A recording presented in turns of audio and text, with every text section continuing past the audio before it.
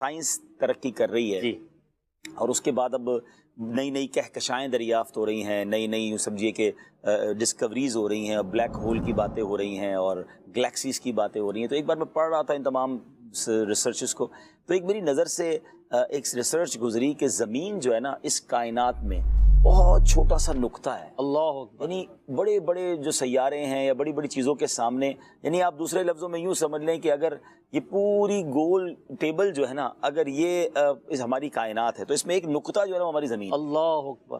تو میرے ذہن میں اچانک ایک عجیب سا سوال آیا کہ اللہ نے اتنی بڑی دنیا بنائی، اتنی کہکشائیں بنائی اور پھر اتنے پلینٹس بھی موجود ہیں، تو ہماری زمین تو اس میں سے بہت چھوٹا ایک طرح سے حصہ ہے، لیکن اس میں کعبہ بھی ہے، واہ واہ. اس میں نبی پاک بھی ہیں، اور ہم نے تو اب تک یہی پڑھا ہے کہ سب سے افضل مقام کعبہ مشرفہ ہے یا مدینہ منورہ ہے اور یہ مقدس مقامات ہیں.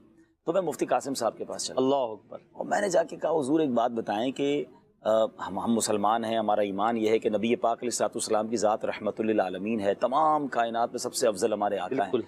اور پھر اللہ کا جو گھر ہے، جو مرکز دنیا ہے کہہ لیں، جو بیت المعمور کی سیدھ میں ہے، وہ بھی زمین پر موجود سبحان ہے، اللہ. مگر اس پوری زمین کی اس کائنات میں حیثیت تو بہت چھوٹے سے نقطے کی طرح ہے.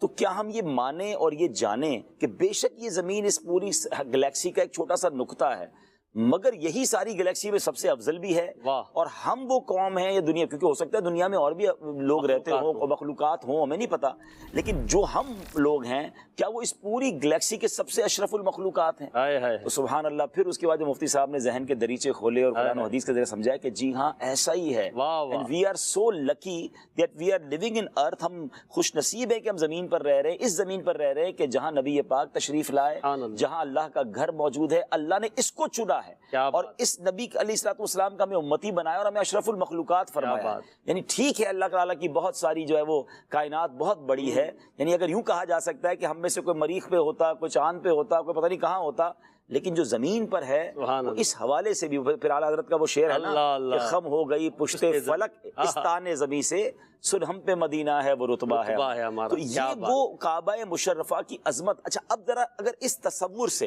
اللہ کرے میں وہ بات سمجھانے میں کامیاب ہو جاؤں جو اس کے بعد سے میرا ذہن بنا جی. کہ اس کے بعد جب کعبہ مشرفہ کے سامنے بندہ جاتا ہے یا اس کا تصور جماتا ہے نا کہ اس پوری عظیم کائنات میں کئی کہکشاؤں میں اگر رب العالمین نے اپنا گھر بنانے کے لیے جو جگہ چنی ہے، اللہ. جو بالکل بیت المعمور کی سیدھ میں موجود ہے، جو فرشتوں کا کعبہ ہے، واہ. تو یہ وہی وہ عمارت ہے، اور مجھ جیسا گناہگار اسی عمارت کے سامنے اللہ اکبر. یعنی اللہ. سینٹر آف رحمہ، اللہ کی رحمتوں کے نزول کا جو مرکز ہے، میں اس مرکز کے سامنے پہنچ گیا ہوں، تو مجھ جیسا خوش نصیب کون ہوگا، سبحان اللہ. اور پھر مجھ پر رحمت الہی کی کیسی برسات ہوگی.